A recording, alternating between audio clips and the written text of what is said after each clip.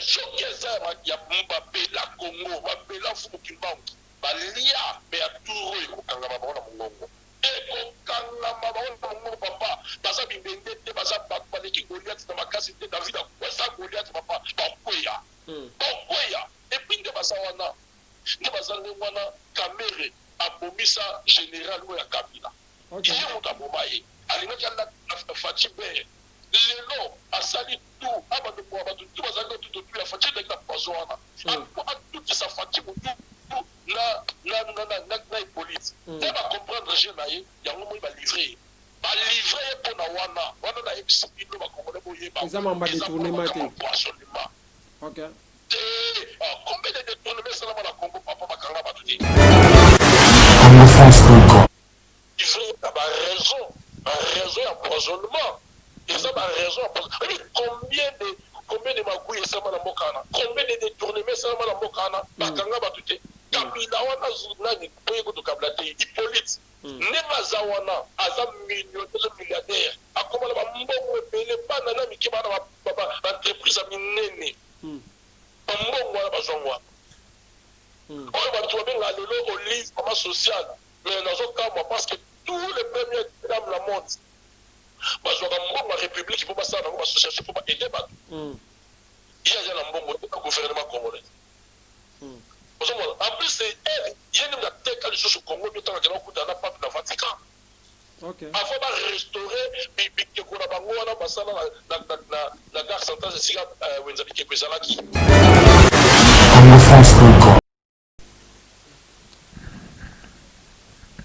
Mesdames, Demoiselles et Messieurs, amis fidèles téléspectateurs de la 3xw.congofrance.com, merci pour votre fidélité. Boza partout dans le monde entier.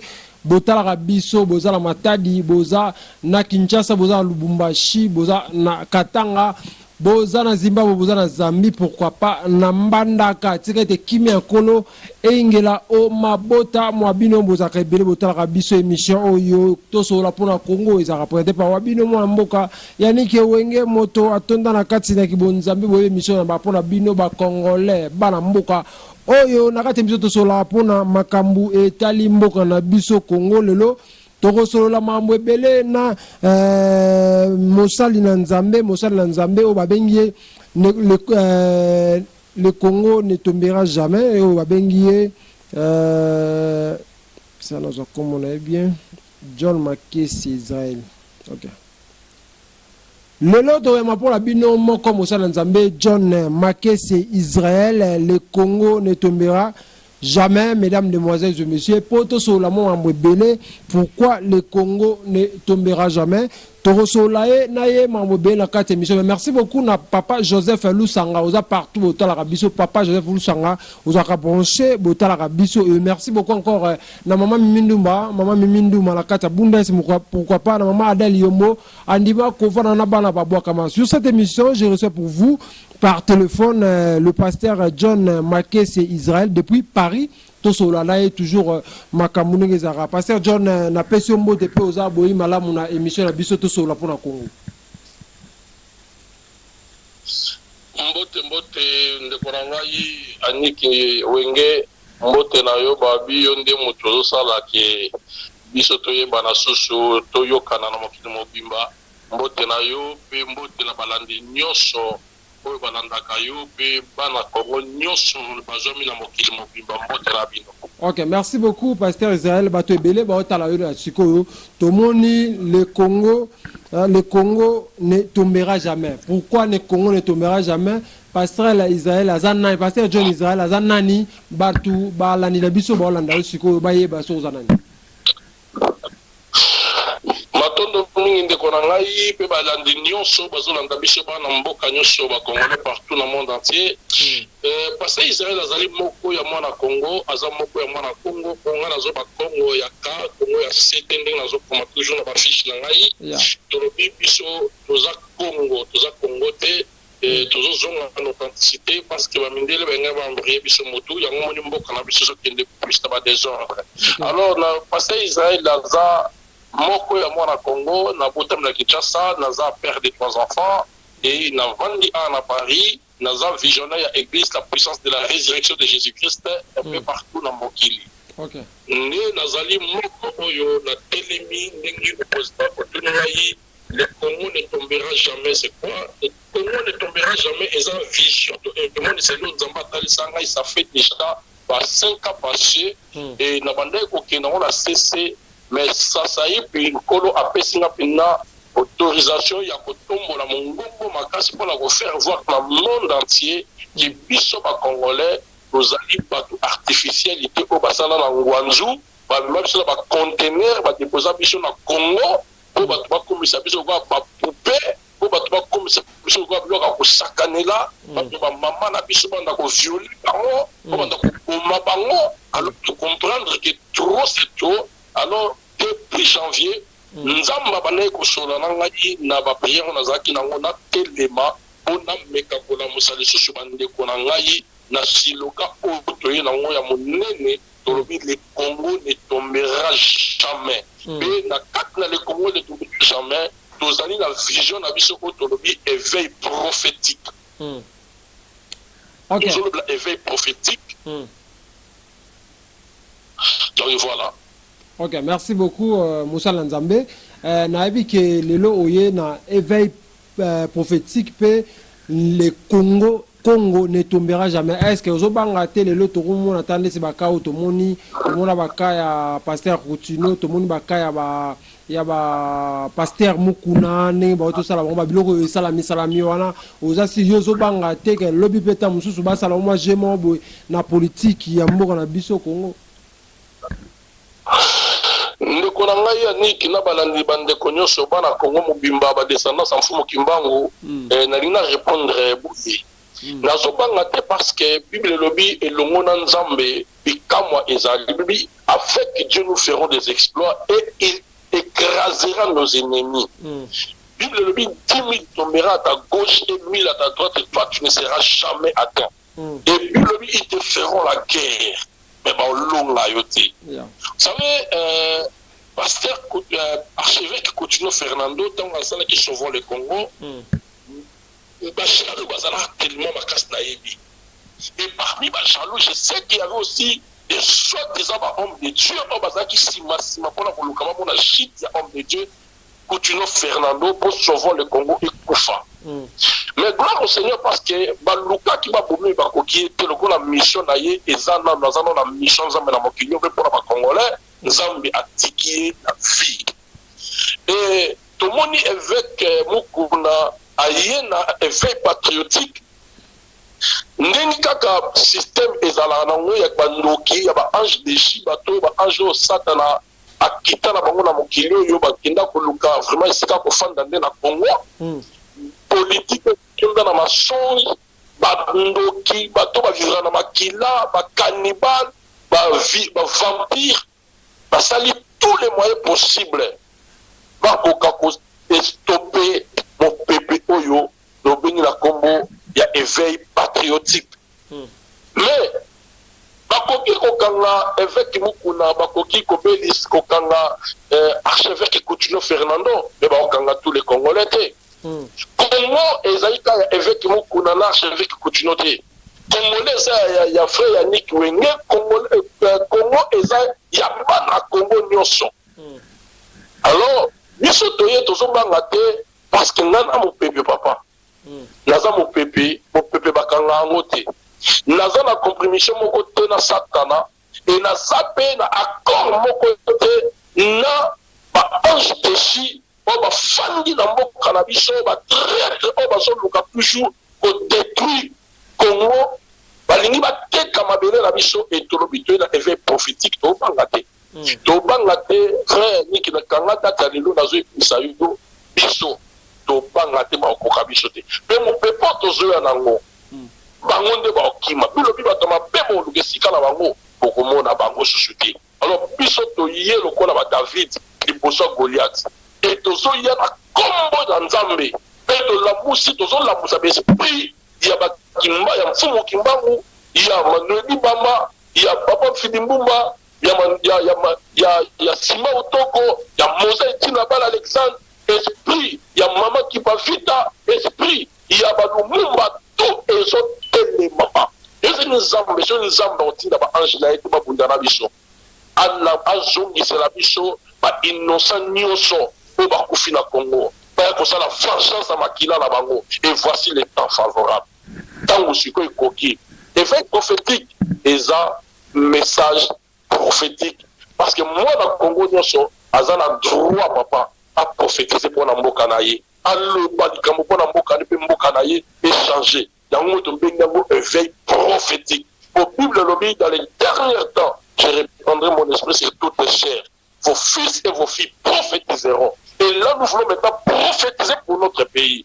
Donc lobby même ba pasteur ba traître ba tout au linga ba bundisa combat au quel que soit nani nzambe oto pe na tout a okuta nayi. Merci beaucoup.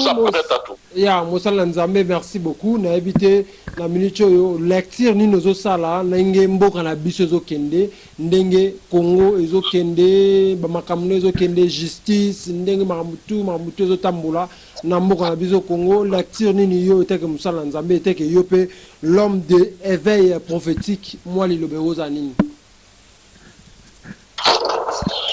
Oui, lecture nazo sala na mboka na biso Congo. Erreur à Liboso, ils n'ont pas de pasteur au Bachaki, président Félix Tshilombo Mapoko. Comment? Pasteur à Philadelphie, pasteur Dalo. Ok.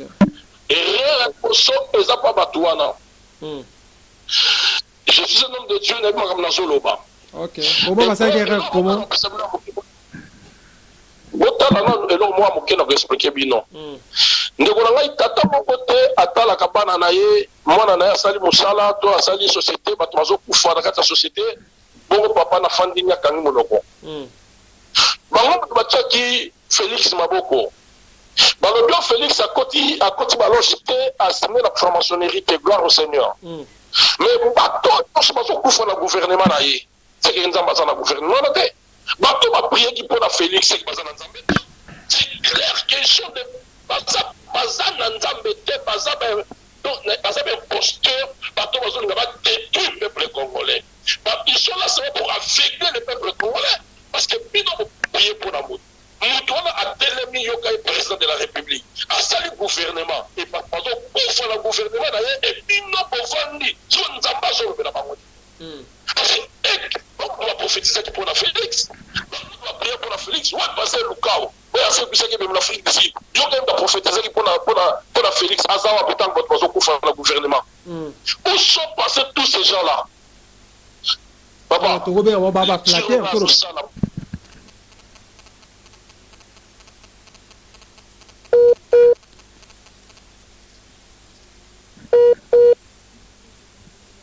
donc tout le baké ba pasteur rien so ba flatter. OK bato yo bazo bomamboka ezana ba onga na tangi kombo pe ya mibale eza ba papa oyo bavandi na nkamba bato akimbangiste bato akimbangiste lokola babomaka déjà Kintwad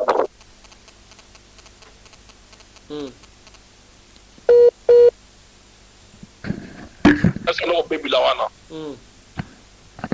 OK ndeko na nga mboka na biso ebandaki kobebila wana bana Congo mboka ebebilaki wana parce que omoni mfumu kimbango atikilaka biso Kintwadi ezalaki se kimvuka edi boza bomoko moluba aza te munyanga aza te mutando aza te mulefu aza te soyili aza te mutetela aza te alobi lukala Kintwadi mais bato wana bandima soi-disant Kabila ya Joseph akende kosala aéroport na kati ya Nkamba. Pour quelle raison?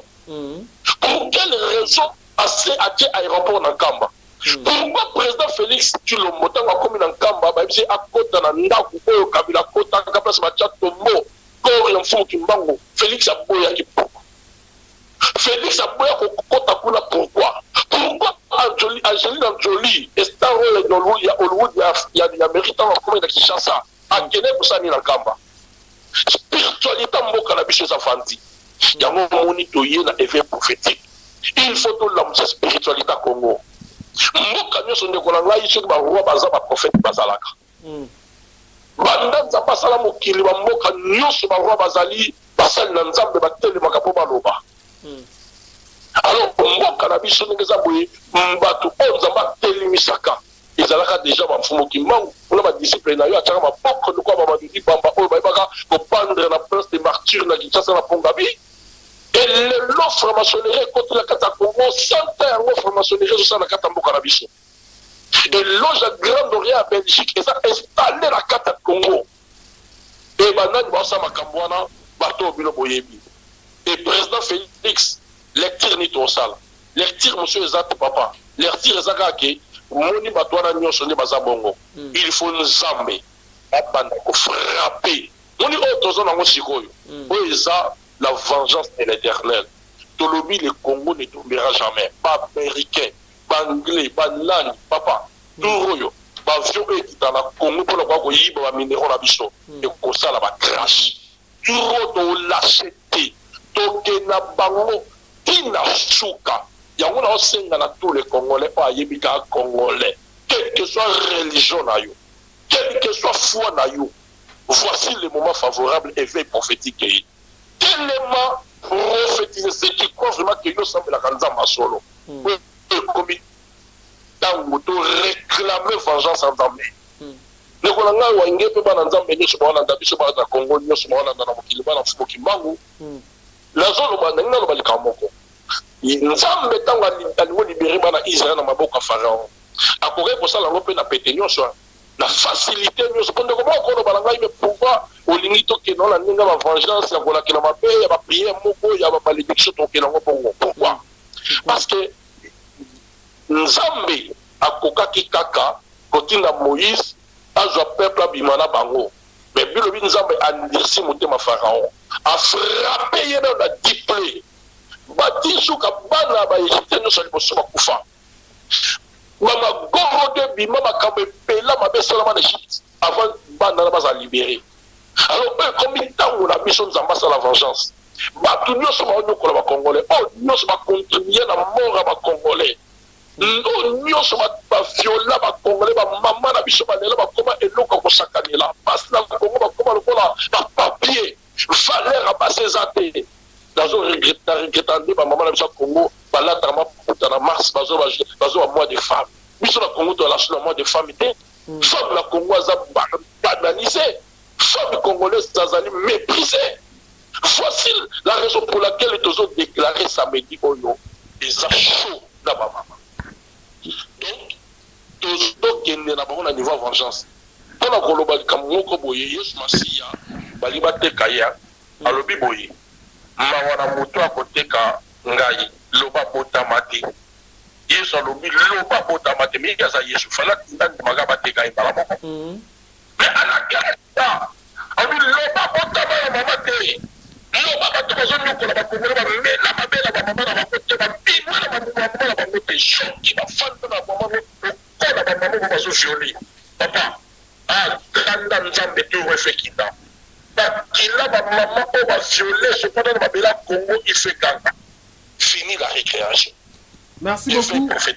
Yeah. Merci beaucoup Mosal Nzambe. Avant tout solo il y a la grande journée des jeunes et prières au Ezali samedi oyo le 13 mais tout le solo il y a procès il y a Vital Kamerhe ndenge ezokende etaka yoza Mosal Nzambe prophète oui pena éveil prophétique malgré botami nango sika mais déjà basango nango c'est pas côté partout okokoloba nini mpona procès ya 100 jours ya Vital Kamerhe. Procès à 100 jours à Vital Kamerhe eza procès oyo bazolobaka mbongo te eza procès oyo bato nyonso baza na miso ya monde esi bakomprenaki ke non eza nde Kabila na Tshisekedi balivraki ye livre na baraison ya empoisonnement eza baraison ya empoisonnement combien de magouilles esama na mbokana combien de détournements esama na mbokana bakanga bato te Kabila wana nani poye kutu Kabila te Hippolyte ndenge aza wana aza milliardaire akomala bambongo ebele bana na mike bana baentreprise ya minene bambongo wana bazwango wana oyo bato babenga lelo olive koma social mais nazokamwa parce que tous les premiers dames la monde bazwaka mbongo ya république mpo basala nango bassociation mpo baede bato ye aza na mbongo te na gouvernement congolais En plus, c'est elle, il y a une attaque à l'issue au Congo, mais tant qu'il y a un n'a pas de la Vatican. Avant de restaurer, puis qu'on a bango, on a passé la gare centrale, c'est ça, Wenzali qui est Bezalaki. Mais on a coupé aussi bango, parce que aussi sur le bel accord déjà, j'ai demandé qu'on parlait sur la destruction des hôtels sataniques établis dans le Congo. Mais les lots, tout ce qu'on va pour ça, 100 jours à Cameroun. Cameroun, on a zandé ngala sur bango, biki senza bango, biki senza. Ok. So bango ba biki saye, nza ba biki saye te. Ah biki c'était papa. Comment? La zone sabina mo kanga jour boy. Malumo kanga malombo. La zone pas. Il y a maintenant 2 semaines. Nous avons demandé côté Sangaï, la Congo, la commune la Congo, la moni mo pepa makasi, ma chaîne na ma chaîne, mais banzeta minene nizo ko ya banzeta mikeso tika. Et puis na moni nzamba zo bisangai azo pesa ba de belle pénition na Congo. Babando tambola mutu na seso ka tali likolo amoni ba bata, mais en force loke uta likolo ko beta ba pardon kusana ba barabara. Ba nyonso ba trahi ba congolais. Tana ba moni 2020 oyo. Beaucoup ba kota 2021 ba tika na nzela. Alors Cameroun nga zande wana. Choki oyo azoloba na mwasi na wana fabriqué wana na émission na wana. Amida Chatu. Yeah. So makambo azoloba. Mbongo oyo wana ezaki se retrouver dans ndako na bango eza ba congolais te. Papa baza la sauver. Mais choki eza ya Mbappé la Congo, Mbappé la fumu kimbangu. Balia mais ya turo ekokanga bango na mongongo. Ekokanga bango na mongongo papa. Baza bibende te baza baleki Goliath na makasi te David akwesa Goliath papa. Bakweya. Bakweya. Et puis nde baza wana.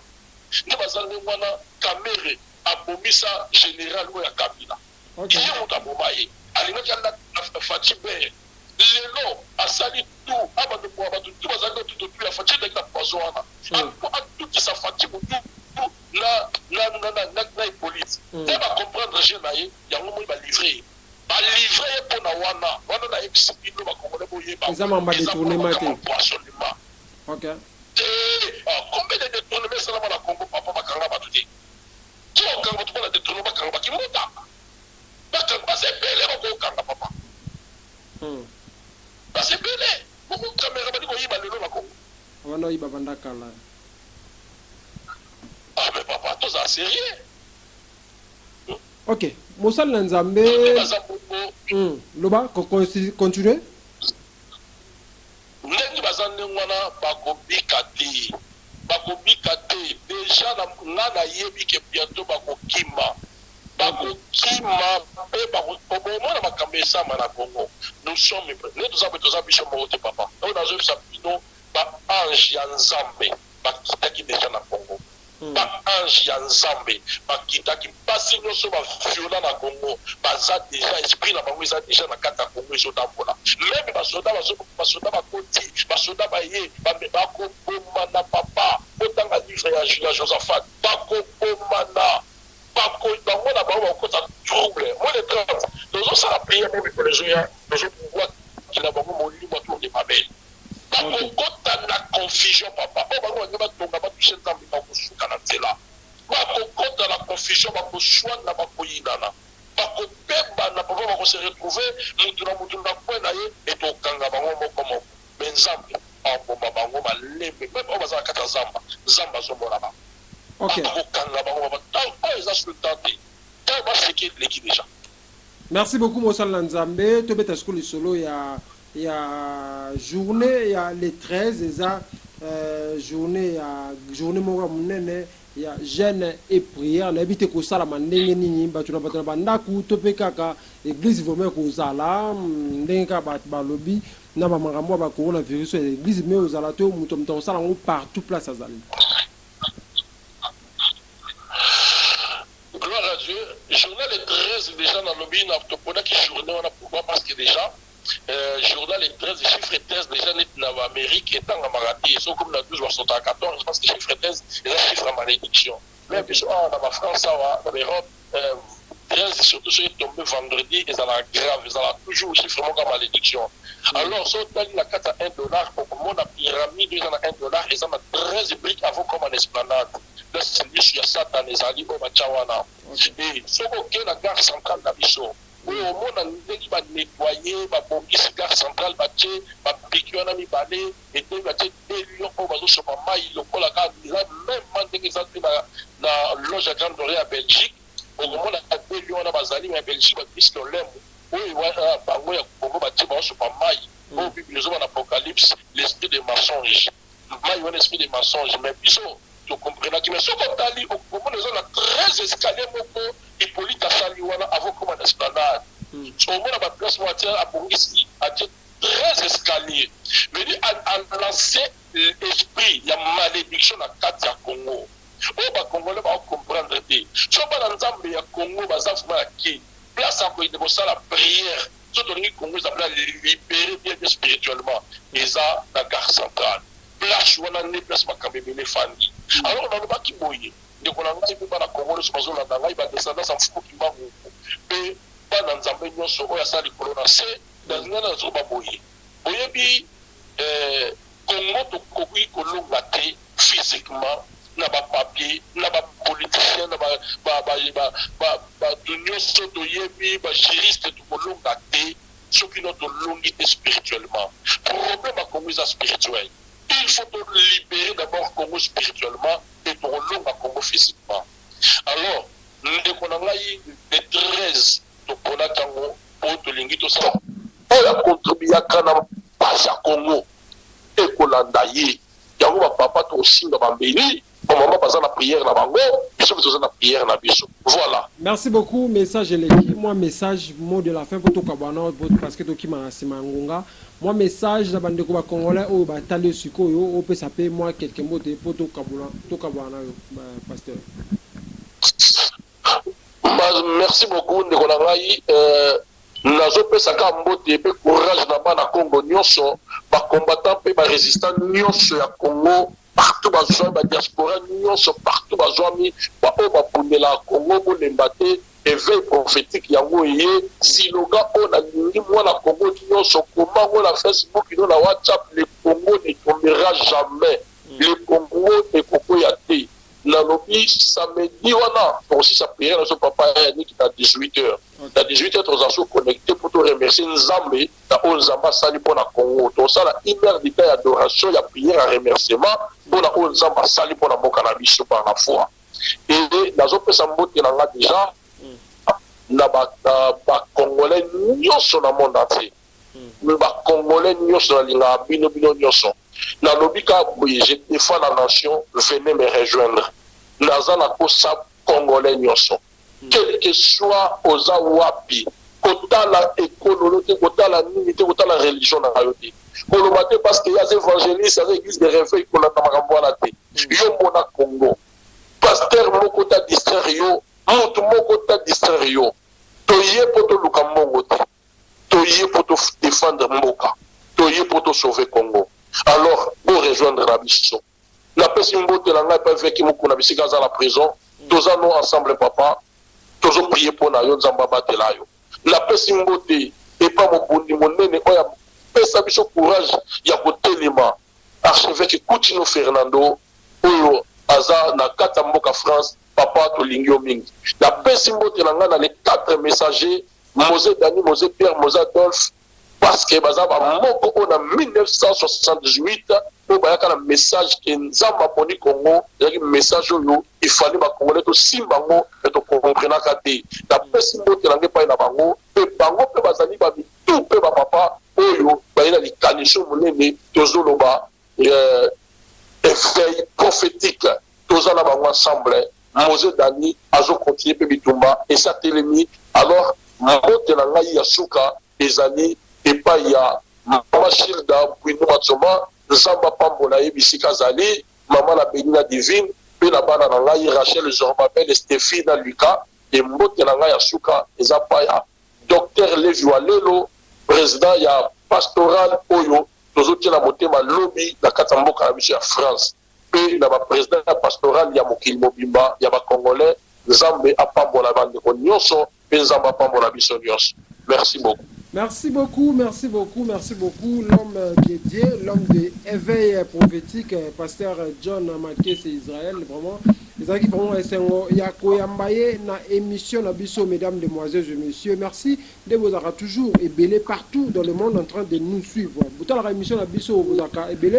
Merci beaucoup, na papa Joseph Lusanga, au Sepelaki, na Nenge, papa John a intervenu qui na émission Lelo. Pourquoi pas, na maman Mimindou, maman Delio, mon numéro, on va en avoir, Kama, autiste, batizomi. Soki, vous sepeli na émission, vous pouvez merci.